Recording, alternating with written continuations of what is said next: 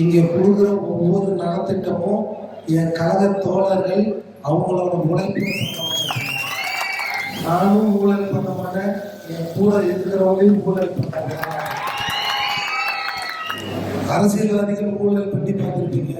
ஆனா இந்த 2026 தேர்தலில் மக்கள் நீங்க பண்ணிப்பாரு மிகப்பெரிய ஊழல். 8 தொகுதியில் 5 சட்டமன்ற உறுப்பினர் தமிழக வெற்றி கழகத்தை. இந்த தொகுதியை சேர்த்து நாங்களே பார்ப்போம். ஒன்று கவலைப்படாதீங்க.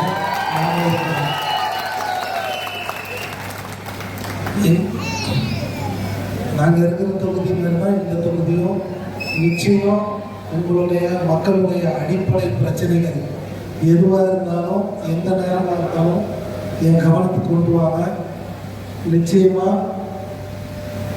இந்த பவானி தொகுதியை ஒரு முன்னோடி தொகுதியாக மாற்றி காட்டுறதுக்கு நாங்கள் இருக்கோம். என் கழக நிர்வாகிகள் இருக்காங்க, என் சமூக தலைவர்கள் இருக்காங்க. ஏன்னா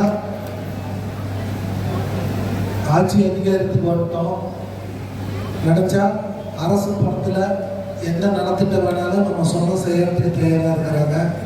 ஆனால் மாண்புமிகு தமிழ்நாடு முதலமைச்சர் அவர்களின் பிள்ளைகள் அப்படியாப்பட்ட வளர்ப்பு அல்ல.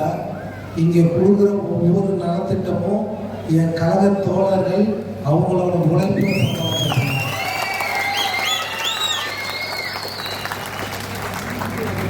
அடுத்தவங்களுக்கு உதவணுங்கிற குணம் எங்களுக்கு தலைவர் தளபதியிட்டிருந்து வந்தது.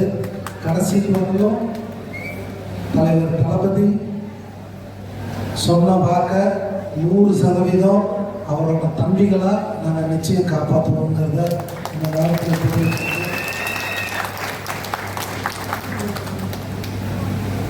நிச்சயமா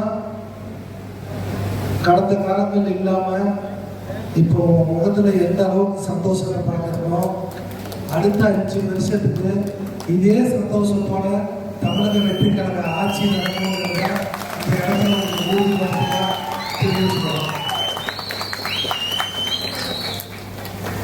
எங்க தலைவர் சொன்னா நானும் ஊழல் பண்ண மாட்டேன், என் கூட இருக்கிறவங்களையும் ஊழல் பண்ணாங்க. இன்னைக்கு அவரோட அருமை தெரியாது. கண்டிப்பா அடுத்த 5 வருஷத்துல தமிழ்நாடு எந்த அளவுக்கு முன்மாதிரி மாநிலமா மாறுங்கிறத நீங்க எல்லாம் கண்டிப்பா பார்க்க போறீங்க. ஏன்னா இன்னைக்கு அதிகாரத்துக்கு உள்ளுக்குள்ள போகும்போதுதான் நமக்கு ஒவ்வொரு விஷயங்களும் தெரியுது. தவறான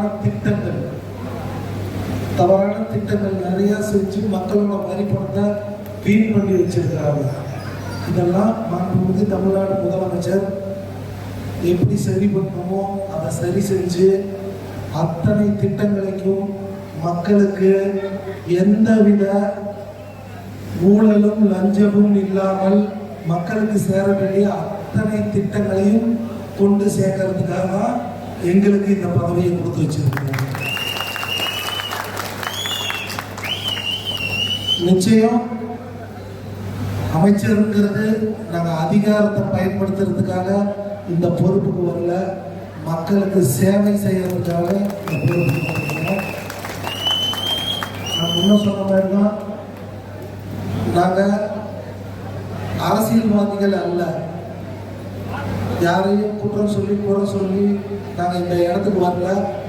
நாங்கள் வேலை செஞ்சுருக்கிறோம், நாங்கள் களத்தில் பாடுபட்டுருக்கிறோம். எங்களால் முடிஞ்ச எங்கள் சக்திக்கு முடிஞ்சதை எங்கள் மக்களுக்கு செஞ்சுருக்கிறோம்.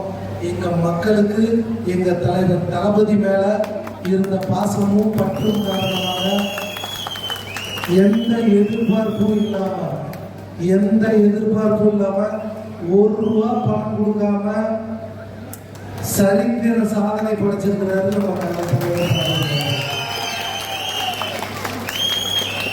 ஏன்னா கடந்த காலங்களில் பார்த்துருப்பீங்க,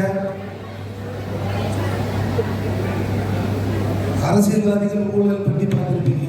ஆனால் இந்த 2026 தேர்தலில் மக்கள் நீங்க பண்ணிப்பாரு மிகப்பெரிய ஊழல். வாங்க வேண்டிய இடத்துல வாங்கி குத்த வேண்டிய இடத்துல குத்தி ஆட்சி பண்ணாலும் உட்கார வச்சிருக்கிறீங்க. உன்னையெல்லாம் சொல்லுவாங்க, இருக்கப்பட்டவங்க மட்டும்தான் அரசியலை ஜெயிக்க முடியும். சாதாரணமாக ஒரு சட்டமன்ற உறுப்பினர் ஆகணும்னா 25 கோடி 30 கோடி 40 கோடி 50 கோடி அவங்க தகுதிக்கு தகுந்த மாதிரி செலவு பண்ணுவாங்க. ஆனால் வெறும் 5 லட்சம் ரூபாயில எங்களை சட்டமன்ற உறுப்பினர் இதெல்லாம் வேற. நிச்சயமா கண்டிப்பா அதற்கு நாங்கள் உங்களுக்கு உண்மையா இருப்போங்கிறத இந்த இடத்துல வாக்குறுதியா கொடுத்து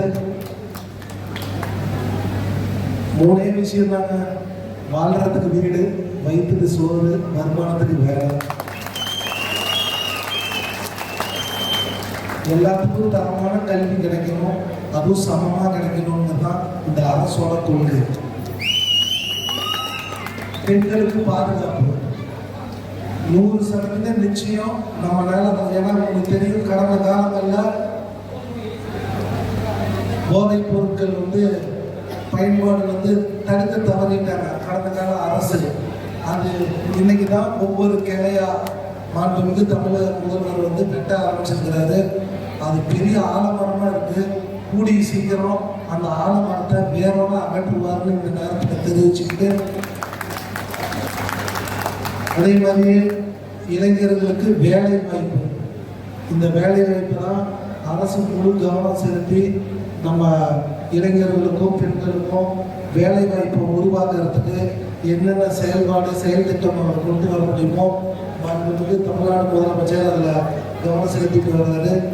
நிச்சயம் எல்லாத்துக்கும் வேலை வாய்ப்பு இந்த தமிழக வெற்றி கழகத்தின் தலைவர் தளபதியின் தலைமையில் கீழான அரசு நிச்சயம் உருவாக்கி தரும் என்பதை